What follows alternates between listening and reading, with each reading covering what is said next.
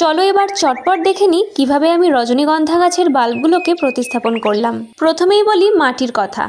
নিয়েছি বাগানের ঝুরঝুরে মাটি, তার সঙ্গে মিশিয়ে নিয়েছি গোবর সার, কিছুটা লাল দানাযুক্ত বালি এবং সাফ ফাঙ্গিসাইড। ড্রেনিং সিস্টেমের জন্য ব্যবহার করেছি ভাঙা ইটের টুকরো এবং টবের তলায় দিয়ে দিয়েছি কিছুটা লাল বালি। তাতে কি হবে, অতিরিক্ত জল খুব সহজেই ড্রেনেজ হোল দিয়ে বাইরে বেরিয়ে যেতে পারবে। তোমরা আমার আগের রজনীগন্ধার ভিডিওতে বলেছিলে যে একটি টবে একটি মাত্র বাল্ব বসালে তাতে কিন্তু খুব তাড়াতাড়ি স্টিক আসবে।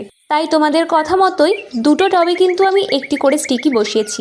তবে আমার কাছে প্রচুর বাল্ব রয়েছে, এবার এতগুলো বাল্ব তো একটা একটা করে বসানো সম্ভব নয়, তাতে তো প্রচুর টব লাগবে। যাই হোক, আমি আমার মতোভাবেই বসালাম।